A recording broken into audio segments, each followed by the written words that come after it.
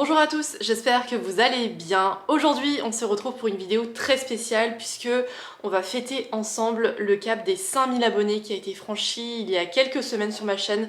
Donc tout d'abord, juste un grand merci du fond du cœur pour votre soutien, toutes les vues, les likes et également les commentaires qui me sont vraiment très précieux et qui me font vraiment très chaud au cœur puisque moi quand j'ai créé cette chaîne, l'idée c'était pas de parler toute seule devant ma caméra, enfin si, c'est exactement ce que je suis en train de faire, mais l'idée c'était vraiment de pouvoir échanger avec des inconnus sur internet, partager mes passions, mes coups de cœur, pardon, et voilà, se retrouver autour de ces points en commun, même si on ne se connaît pas vraiment. Donc voilà, déjà merci pour tout ça.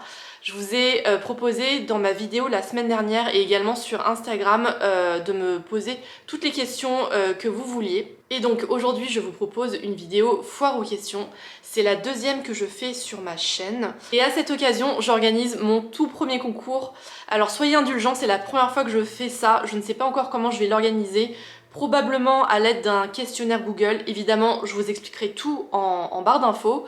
Parce que j'ai pas forcément envie de vous demander de laisser vos infos personnelles, vos infos de contact en public, en commentaire.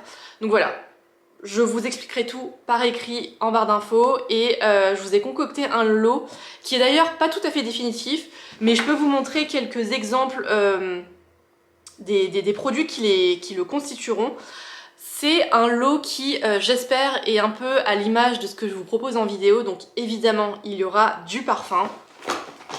Je sais pas encore ce que je vais vous mettre en parfum de niche, mais il y aura un parfum soit de niche, soit de haute parfumerie. Je vous mets également un parfum grand public, un parfum Yves Saint Laurent. J'ai également plein de doses d'essai, de miniatures de la marque Diptyque, dont je parle énormément. Côté beauté, je vous ai concocté une petite pochette. C'est une pochette glossier avec pas mal de produits Charlotte Tilbury. Je vous ai mis un mascara, je vous ai mis un rouge à lèvres, il y a également un gloss, il y a un blush, également d'autres produits Fenty Beauty, Anastasia Beverly Hills, et je vous ai mis aussi quelques soins. Donc voilà, c'est un lot parfum et beauté avec des marques dont je parle souvent, des marques qui me plaisent beaucoup et que j'aimerais vous faire découvrir à mon tour, ou en tout cas vous en faire profiter. Donc voilà, j'espère que ce lot vous plaira. Et encore une fois, un grand merci, et je vous mettrai bien sûr toutes les modalités du concours en barre d'infos. J'ai répertorié toutes vos questions, je les ai classées par catégorie. Je vous propose de commencer par les questions qui concernent un petit peu le parfum, ensuite les questions qui concernent la mode et la beauté, et pour finir les questions un petit peu plus perso, ou on va dire divers. Alors, on commence avec Alice qui me demande « Je serais curieuse de savoir ce que tu penses des parfums de parapharmacie. » Écoutez, moi je trouve qu'il y a des belles choses en parapharmacie. En plus, le rapport qualité-prix est quand même plus intéressant. Souvent, ça coûte moins cher en parapharmacie qu'en parfumerie. Après, je trouve que c'est pas forcément des odeurs qui sont très originales ou très complexes. Mais écoutez, parfois on cherche juste à avoir un parfum qui sente bon et on peut trouver de très belles choses en parapharmacie. Je pense notamment au parfum Nuxe. J'ai une amie, mon amie Pauline, qui adore le parfum prodigieux de chez Nuxe, qui sent très bon l'été, qui sent très bon la crème solaire, etc. Donc voilà, je trouve qu'il y a des petites pépites qui sont vraiment très intéressantes. Je pense également à Roger et Gallet, qui, alors je ne sais plus si elle existe, mais avait lancé il y a quelques années une collection de Cologne qui était vraiment très jolie, qui certes n'était pas très complexe, mais qui était vraiment très jolie. Donc voilà, tout ça pour dire qu'en parapharmacie, il y a aussi de jolis parfums. Ensuite, il y a Glittering Unicorn qui me demande si tu pouvais créer ton parfum de rêve, quelles seraient les notes? Alors, je pense que très probablement, je ne me risquerais jamais à créer un parfum. Pour voir un petit peu comment les parfumeurs travaillent, je sais à quel point, ou en tout cas j'ai entreaperçu à quel point c'est très complexe. Je pense que je suis plus à l'aise dans la posture de la personne qui analyse et qui juge entre guillemets le parfum plutôt que celle qui crée. Mais sans surprise, si je devais créer le parfum de mes rêves, il y aurait évidemment de la fleur d'oranger. Je pense qu'il y aurait du musc blanc et aussi une note salée, puisque j'adore les notes salées dans les parfums. Il y a Virginie qui me demande le parfum dont tu ne pourrais jamais te séparer ou le parfum de tes rêves. En fait, ça me fait penser à une idée de vidéo que je vous propose, j'ai l'impression, régulièrement et que je n'ai jamais faite. Ce serait une vidéo sur les 10 parfums dont je ne pourrais jamais me passer, ou alors mes 10 parfums préférés de tous les temps. Mais globalement, je vous parle souvent de mon trio de tête qui est composé de Glossier You, de Eau d'essence de Diptyque et de Petite Chérie de Goutal Paris. Donc voilà. Je pense que ce seraient les 3 dont je pourrais jamais me passer et jamais me lasser également. Virginie encore qui me demande: as-tu des projets autour du parfum, que ce soit pro ou perso? Alors pro, c'est vrai que je vous ai jamais dit ce que je faisais dans la vraie vie. J'ai pas forcément envie de rentrer dans les détails, mais pour faire court, je travaille dans une marque de luxe qui propose du parfum, mais dont l'activité principale n'est pas le parfum. Donc à intervalles réguliers, c'est vrai que je suis amenée à travailler dans le pro et à écrire sur le parfum. Donc c'est quelque chose qui me plaît toujours autant, puisque ça me permet non seulement d'exercer mon nez, mais aussi ma rédaction. Côté pro, c'est un peu ce que je fais, alors pas de manière très fréquente, mais ça m'arrive de temps en temps et ça me plaît beaucoup. Et sur le plan perso, en fait, je ne sais pas si vous vous souvenez ou si vous étiez déjà abonné à ma chaîne à ce moment-là, mais il y a 2 ans, j'avais lancé un nouveau format qui était l'interview nez à nez. Et en fait, j'interviewais un parfumeur autour soit de son inspiration pour créer un parfum en particulier, soit pour parler de son parcours de parfumeur de manière globale. J'en avais fait 2 qui sont toujours disponibles sur ma chaîne. Je vous mettrai les vidéos en barre d'infos, puisque ce sont des vidéos dont je suis assez fière. Avec un métier à temps plein, bah, j'ai plus le temps de le faire malheureusement. J'adorerais réactiver ce format à l'avenir. Et enfin, Christine me demande quelle est ta parfumerie parisienne préférée, et si je ne devais garder qu'un seul parfum, lequel serait-ce? Alors du coup, pour le parfum, je pense que j'ai répondu dans la question précédente, j'en garderais 3. Enfin, c'est super dur, mais si vraiment j'avais pas le choix, je garderais les 3 que je vous ai mentionnés tout à l'heure. Et quelle est ma parfumerie parisienne préférée? Eh bien moi j'aime beaucoup aller chez Nose, qui est une parfumerie de niche. En tout cas c'est un point de vente qui est spécialisé dans la parfumerie confidentielle à Paris, qui propose une grande variété de marques. Ce que j'aime beaucoup, c'est le conseil chez eux. Donc n'hésitez pas à aller vous rendre en boutique, et si vous n'habitez pas à Paris ou en région parisienne, il existe un site internet, enfin il existe une boutique en ligne Nose qui est vraiment très intéressante et qui est très bien fichue, puisque vous pouvez également faire un questionnaire olfactif en ligne, et vous pouvez par la suite choisir d'acheter un kit d'échantillons contenant 3 ou 5 parfums qui pourraient vous convenir. Enfin je trouve l'outil très bien fichu. Et sinon en grand magasin, eh ben, j'aime beaucoup aller au Bon Marché. Je trouve que l'offre parfum et l'expérience client au Bon Marché est vraiment très agréable. Et j'aime beaucoup aussi le Printemps de la Beauté, qui est donc l'espace beauté parfum du Printemps Haussmann. On passe ensuite aux questions concernant la mode ou la beauté. Il y a Laurie qui me demande: que vas-tu choisir dans la nouvelle collection Cézanne?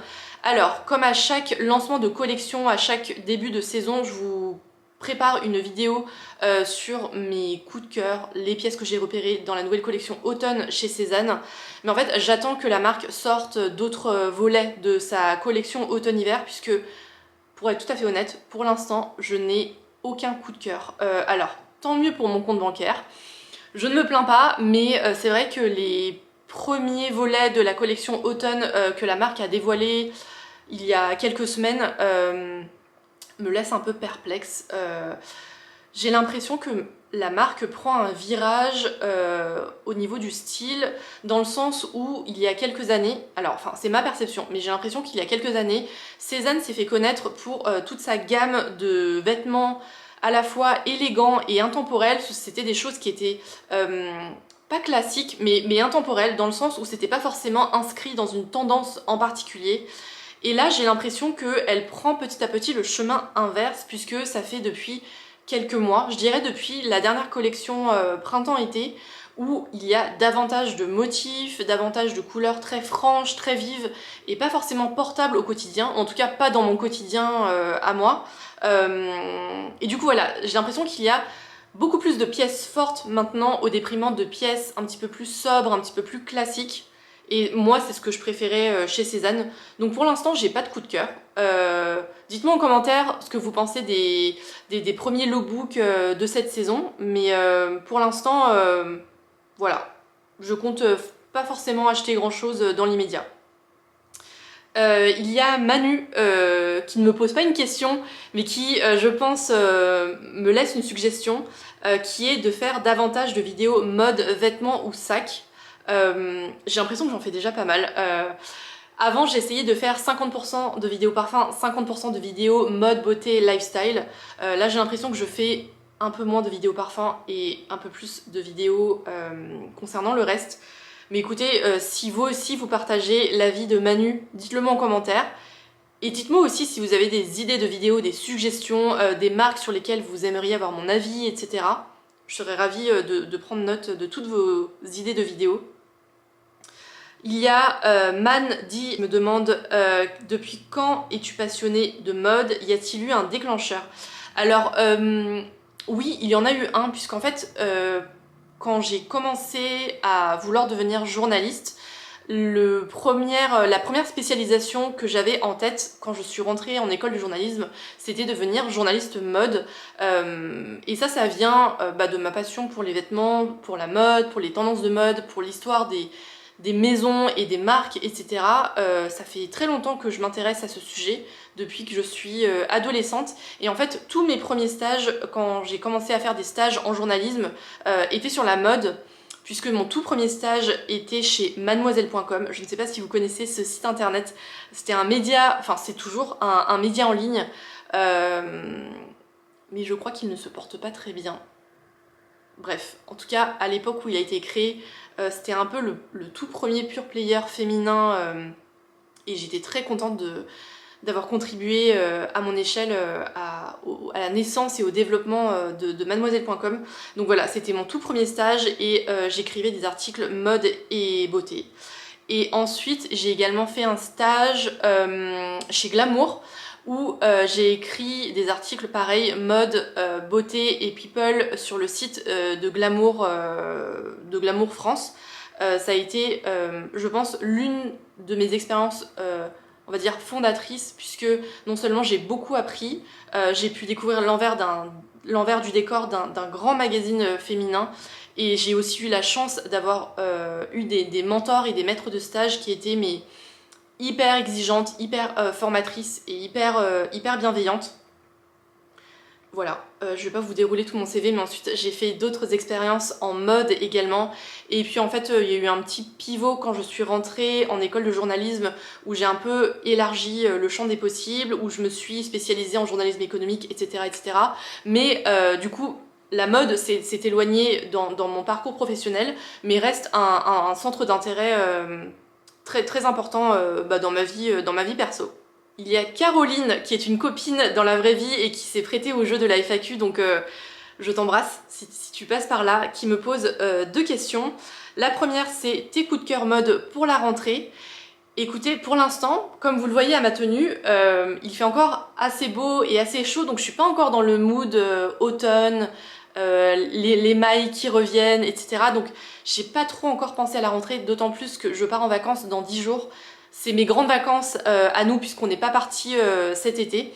Donc je suis encore dans le mood été, vacances, etc. Donc j'ai pas encore vraiment de lookbook automne défini. Il y a des petites choses qui sont sur ma wishlist, notamment j'ai été ciblée sur une pub Instagram, comme très souvent. J'ai repéré une polaire rose bonbon de la marque Columbia sur ASOS, je vous la mettrai sur l'écran, qui je pense est beaucoup trop chaude pour la météo actuelle, mais qui je pense sera tout à fait utile quand l'automne s'installera définitivement. Deuxième coup de cœur que j'ai eu il y a pas longtemps, c'est la marque Coucou Suzette que j'ai découvert il y a quelques mois. C'est une marque, c'est une boutique en ligne qui propose des pinces à cheveux. D'ailleurs, j'en avais une dans les cheveux que j'ai enlevée juste avant la vidéo. Ce sont des pinces à cheveux hyper fun et elles sont vraiment de très bonne facture. Le plastique est vraiment qualitatif et assez épais. Donc j'avais fait une première commande avec cette pince cœur que je porte tout le temps.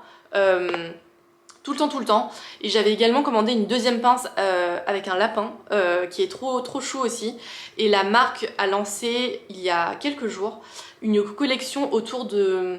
Alors je sais pas si c'est autour de Paris ou autour de la nourriture. Je pense que c'est autour de Paris. Bref, je vous mettrai des photos aussi sur l'écran. J'ai repéré une pince croissant, mais qui est trop mignonne, trop fun, et qui en même temps est assez portable au quotidien. Elle n'est pas non plus trop farfelue. Donc voilà, je vous mettrai aussi ce deuxième coup de cœur sur l'écran. Et elle me demande aussi mes coups de cœur sac à main pour la rentrée. Écoutez, j'en ai pas vraiment. Je suis toujours en train de porter le sac que la marque Valet de Pique m'a gentiment offert, dont je vous ai parlé dans ma dernière vidéo All Mode, je crois. Je vais vous le chercher. Ça fait, je pense, 1 mois que je le porte et je suis toujours aussi satisfaite, toujours aussi contente. Je trouve l'association de couleurs et de matières vraiment très réussie. Et j'ai aussi des collègues qui m'ont fait des compliments sur ce sac, donc voilà, il est vraiment très joli. Donc pour l'instant, je n'ai pas d'autres sacs en vue. Ensuite, il y a Morgane qui me demande quelle est ma routine skincare. Et bien écoutez, je pense que ça va faire l'objet d'une vidéo entière à ce sujet, puisque alors déjà pour l'instant, je suis encore à ma routine d'été. Vous avez fait une vidéo déjà à ce sujet sur ma routine été, je vous la mettrai en barre d'infos. Et je vais, je pense, switcher à ma routine automne après nos vacances. Et là je pense que je ferai une vidéo à ce sujet puisque je vais commencer le rétinol. Donc à mon avis je vais commencer ma routine et vous en parler après quelques semaines d'utilisation. Et enfin il y a Mélissa qui me demande comment ranges-tu tes bijoux? Je galère. Et alors du coup Mélissa, j'en ai profité pour pour déplacer mon rangement à bijoux. Je vais essayer de ne pas le faire tomber parce que c'est assez fragile. En fait, j'ai acheté cette boîte à bijoux qui vient de chez Zara Home. Je l'ai acheté il y a quelques années déjà. Tu trouveras facilement des modèles similaires chez Zara Home ou ailleurs.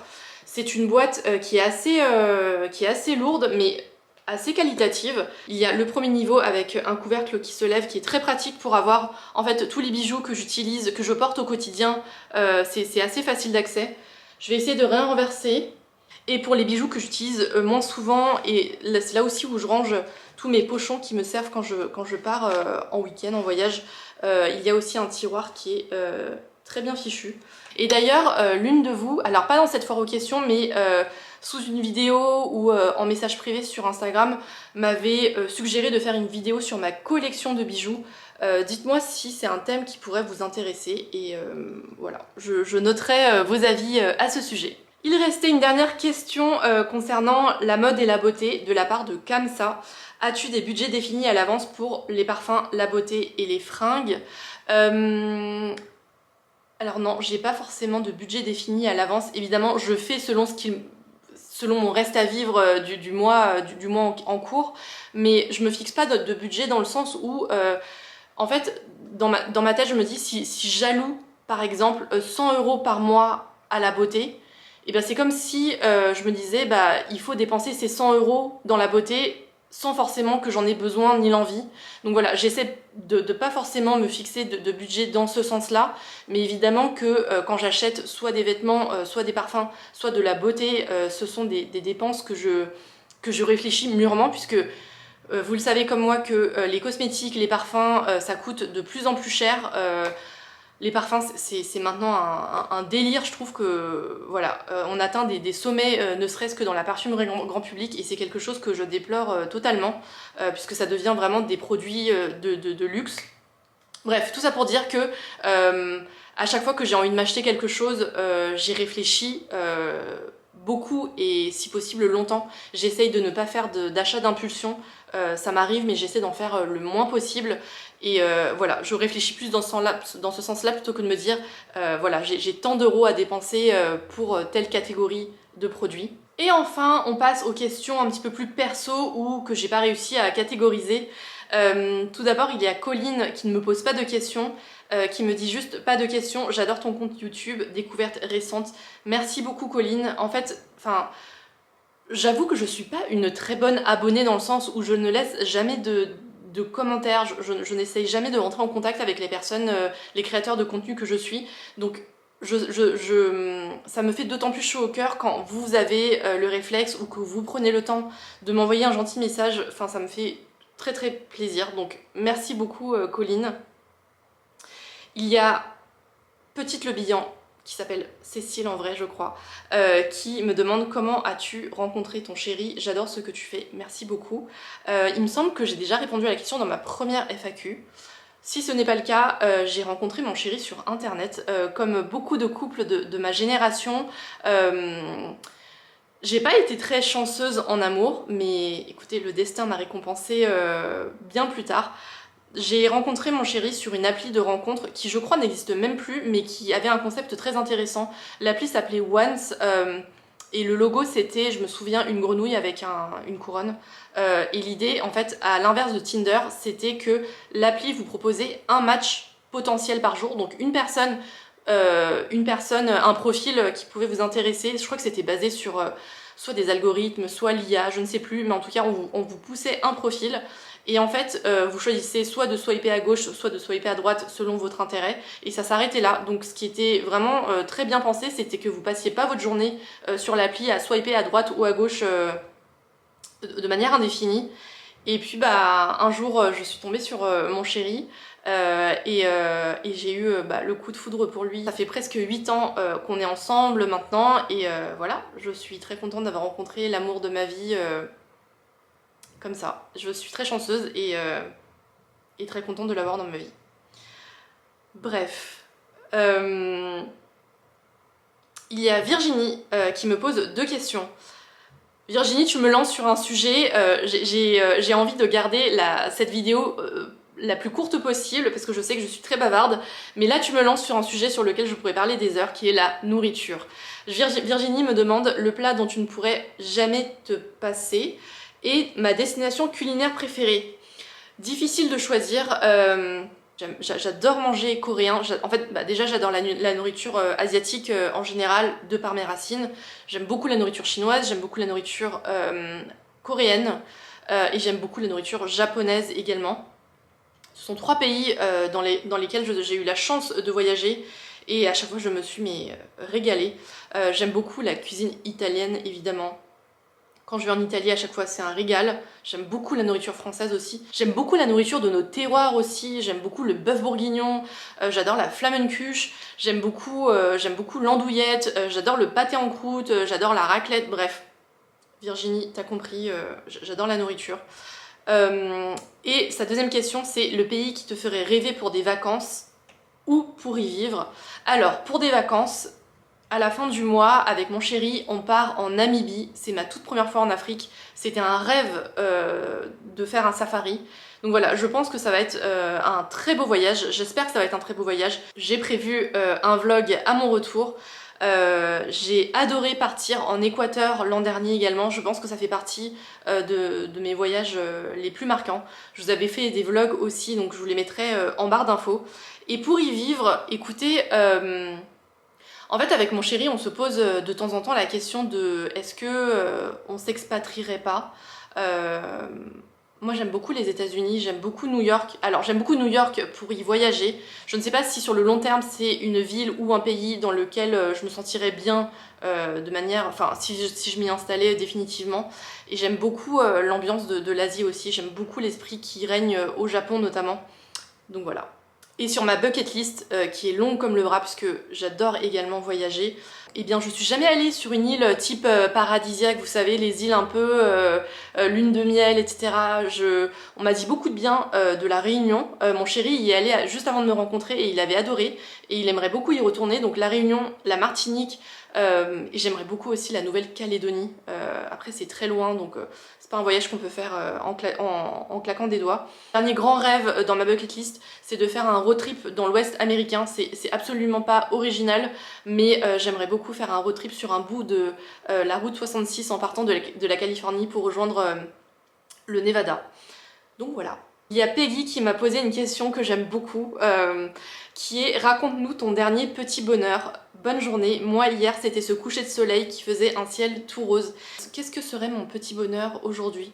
Écoutez, la journée vient de commencer, il est à peine 11 h. Écoutez, c'est le fait d'avoir juste fait un câlin à mon chéri juste avant qu'il parte au travail. C'est aussi de voir un grand ciel bleu aujourd'hui.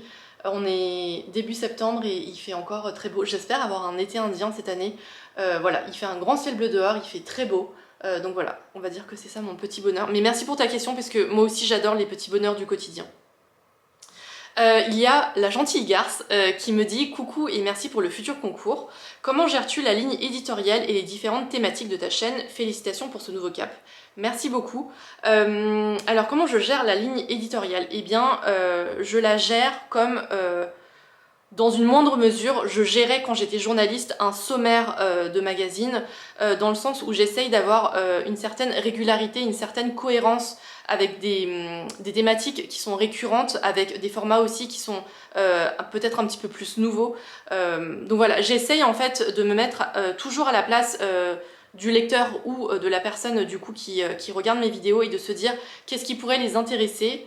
Et en fait l'idée c'est de trouver un juste milieu entre moi ce qui m'intéresse et vous ce qui peut vous intéresser, parce que si je ne fais que des choses qui m'intéressent moi, bah peut-être que je vais pas trouver le public qui sera comment dire intéressé par ça. Et par contre si je ne fais que des choses qui ne plaisent et qui ne sont que populaires pour suivre des tendances, des trends, etc. Bah du coup moi c'est pas, enfin ce serait un peu comme faire la course aux vues sans forcément y mettre de l'engouement ni de la passion, donc c'est pas forcément non plus ce que je recherche. Donc l'idée c'est vraiment d'essayer de trouver un juste milieu entre ce qui me plaît moi et ce que j'ai envie de vous partager et ce qui peut vous également vous intéresser.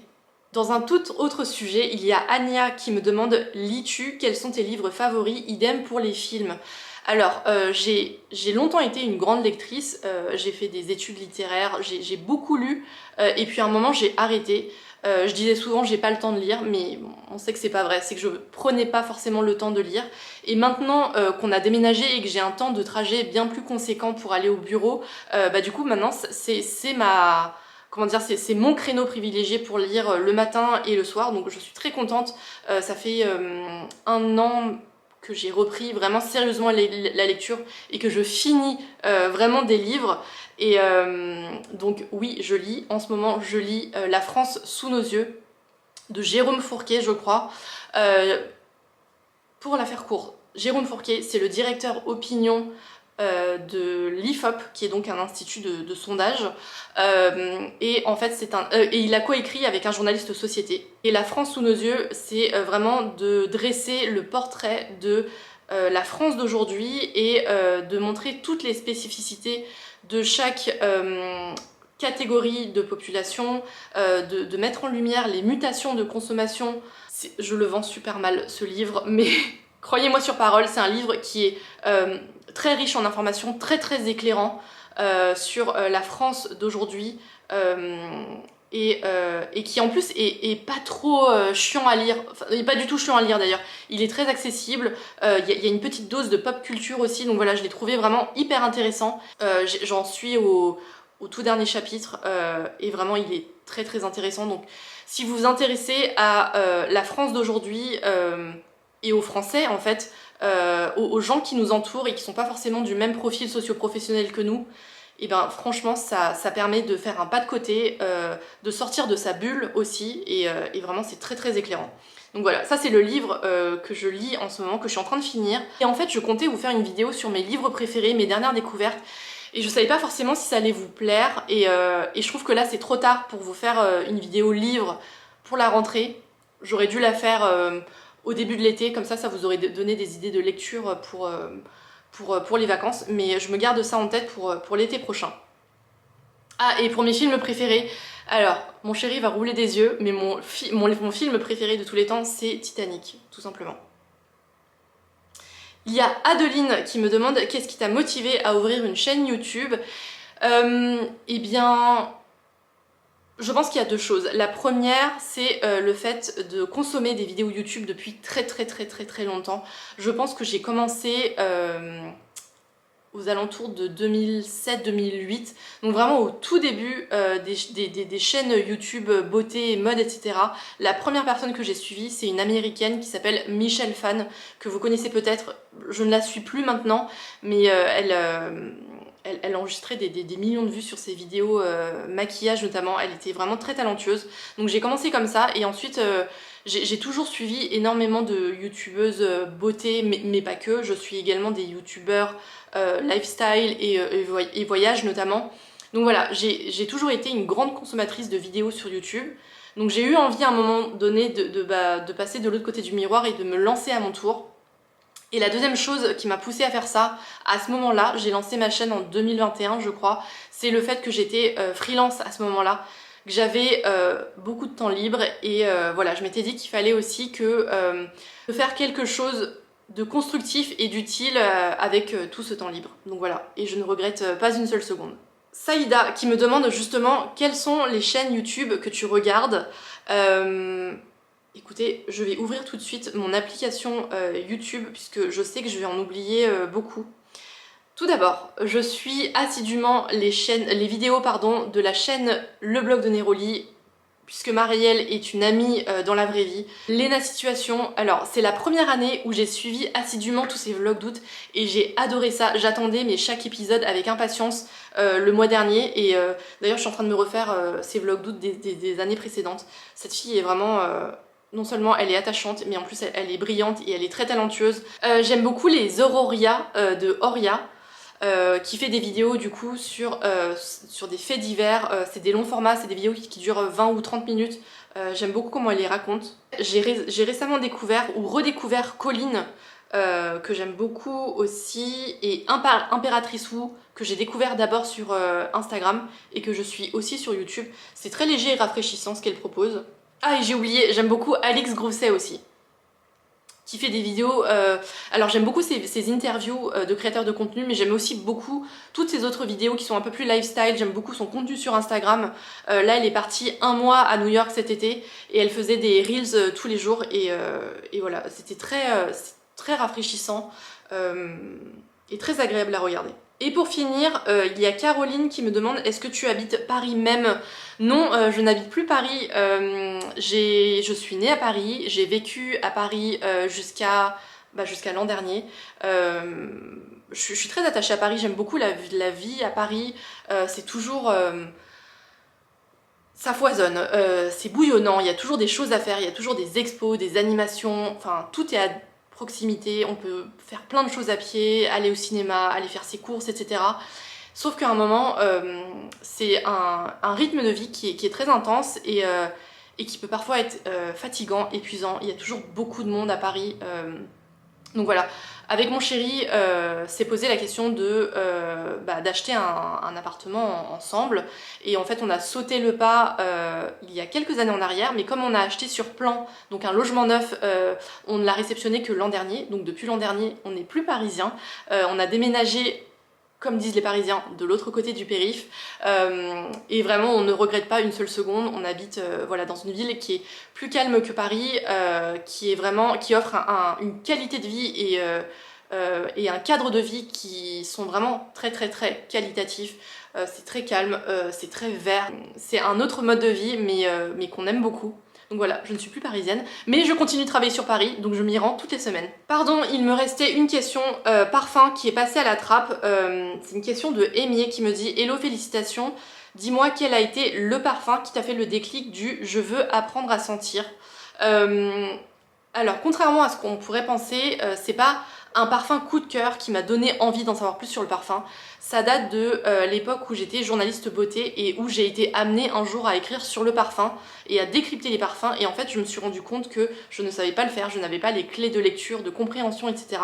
Et c'est marrant parce que ce sont des parfums que j'ai sentis et qui ne me plaisaient pas, qui m'a donné... Enfin, c'est ça qui m'a donné envie d'en apprendre plus sur le parfum, puisque à part dire j'aime pas ou ça sent pas bon, qui sont pas vraiment des arguments très solides, et ben j'ai eu envie de savoir ce qui ne me plaisait pas particulièrement. Est-ce que c'était une facette, est-ce que c'était une note en particulier? Donc voilà, c'est plutôt en fait le fait de sentir des parfums qui ne me plaisaient pas au nez qui m'a du coup donné envie de les décrypter et de comprendre pourquoi je ne les aimais pas.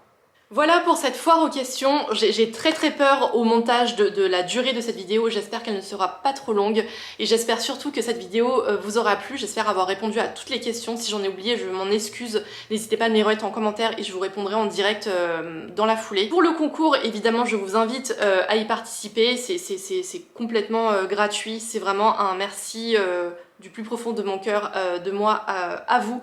Toutes les informations et modalités seront, comme je vous le disais, en barre d'infos. Merci d'avoir regardé cette vidéo et à bientôt.